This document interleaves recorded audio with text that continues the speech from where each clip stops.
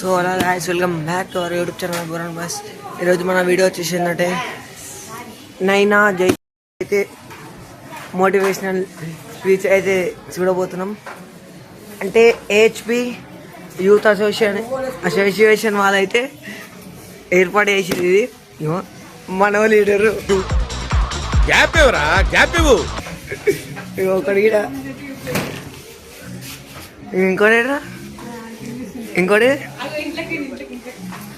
ఇంకోటి ఇంట్లోకి రారంట వాళ్ళు కెమెరాలకి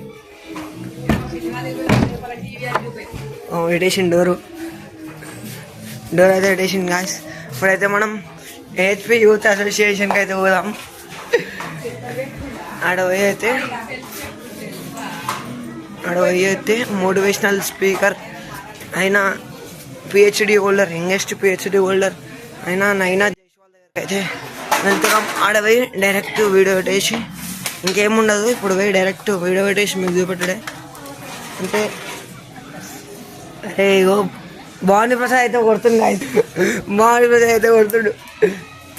అంటే ఆ nick name full name Bhavani Prasad దొరికింది, నా జన్మ ధన్యమైంది. Full name Bhavani Prasad.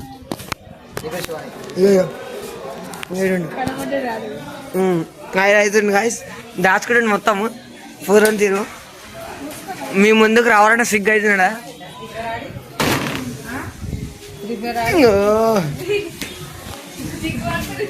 నిజంగా చెప్తున్నానండి, ప్రపంచం అంతా దొంగ నా కొడుకులు. అయితే ఇప్పుడు పోయి అయితే డ్యాన్స్ తీసేద్దాం. అది కష్టపడి కాకుండా ఇష్టపడి చదవాలి.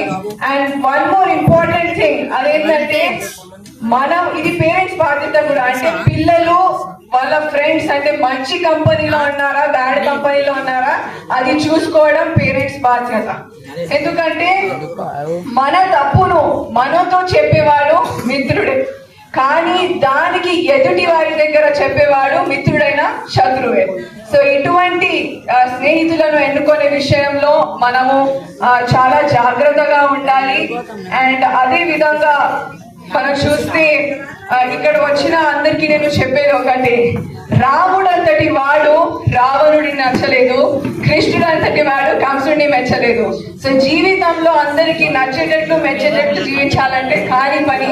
కావున మీరు మీ తల్లిదండ్రులు, గురువు మరియు పెద్దలు చెప్పే మాటలు మీరు నడుస్తూ ఉంటే యావత్ ప్రపంచంలో మిమ్మల్ని నచ్చుకుంటారు మరియు మెచ్చుకుంటారు అని నేను చెప్పగలను. సో మీరందరికీ నేను చెప్పే విషయం ఏంటంటే, వెలుగు లేని వెన్నెల ఎలా, దేవుడులోని లేని కోవెల ఎలా, ప్రాణం లేని జీవం ఎలా, యువ శక్తి మరియు స్త్రీ శక్తి లేని ఈ సమాజం ఎలా అని నేను పదే ప్రశ్నిస్తున్నాను. అయితే మా నాన్న నన్ను కఠోర శ్రమ, ముందు చూపు, ఖచ్చితత్వం మరియు ధైర్యం ఉంటేనే అతి భయంకరమైన ఒంటరి ప్రయాణం సరదాగా సాగుతుంది మరియు అద్భుతాలు సృష్టించవచ్చు అనేసి మా నాన్న చెప్పారు. సో మీరందరికీ ఈ రోజు నేను ఇక్కడికి వచ్చాను. సో నేను ఇంత చిన్న వయసులో ఇవంతా ఎలా అచీవ్ చేశాను అంటే ఎలా చదువుకున్నాను అనేసి మీకు ఒక డౌట్ ఉంటుంది. సో మీకు ఇప్పుడు ఎగ్జామ్స్ కూడా ఉన్నాయి, ఇక్కడ అంతా ఇప్పుడు స్టూడెంట్స్ ఎవరైతే ఉన్నారో వాళ్ళకి ఎగ్జామ్స్ కూడా ఉన్నాయి. సో మీరు ఎలా ప్రిపేర్ అవ్వాలనేసి ఇక్కడ వచ్చాను కాబట్టి ఒక చిన్న సీక్రెట్ షేర్ చేసి మీ తో నేను వెళ్తాను. ఒకవేళ మీరు రెడీ ఉంటే నేను I start this session. Are you ready? నాకు మీ వాయిస్ వినిపించడం లేదు, లౌడర్. సో ప్రస్తుతానికి మనము ఏదైనా ఎగ్జామ్, అది ఏ లెవెల్ ఎగ్జామ్ అయినా కానీ మనం చదువుతప్పుడు ఏదైనా మెమరైజ్ చేయాలంటే మనకు చాలా కష్టం అవుతుంది. అది నిజమేనా? ఎస్. సో దాని గురించి ఒక చైన్ మెథడ్ ఆఫ్ మెమొరీ అనేది ఉంది, అది నేను మీ అందరితో షేర్ చేస్తాను. మీరు కూడా గట్టిగా పార్టిసిపేట్ చేయాలి దీంట్లో. ఇప్పుడు నేను మీకు ఒక 18 to 20 వర్డ్స్ చెప్తాను, అవన్నీ మీరు నాతో రిపీట్ చేయాలి. Are you ready? So first one is photo frame. గట్టిగా. Scooter. Window. Rat. Cat. Snake. Sword. Sofa.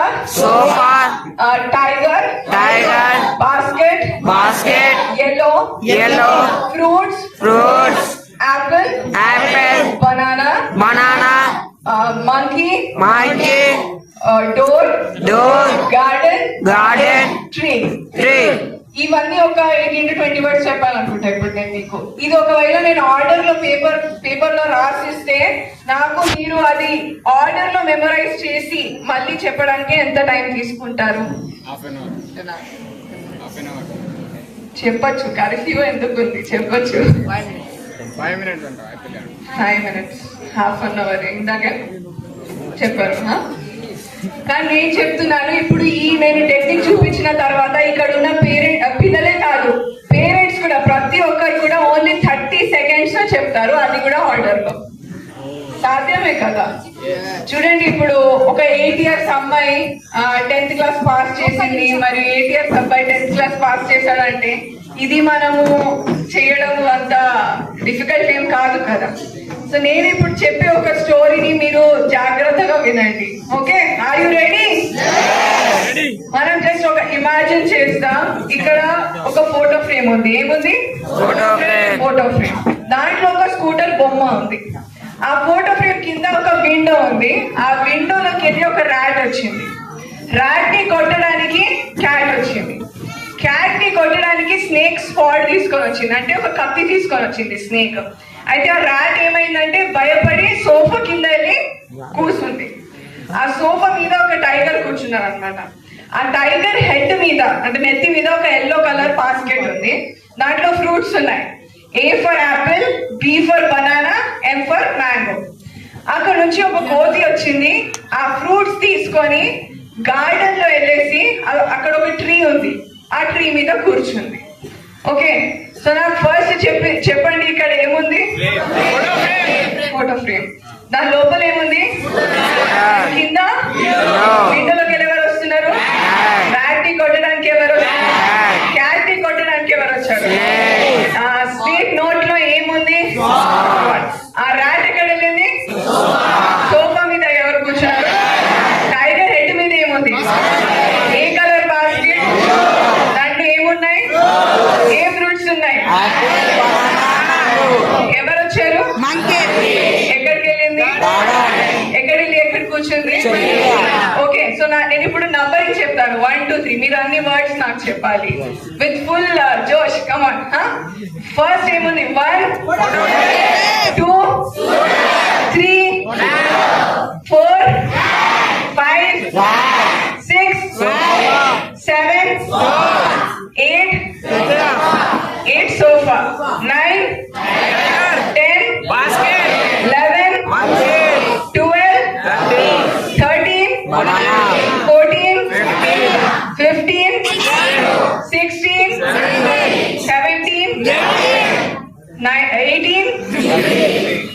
Claps for everybody.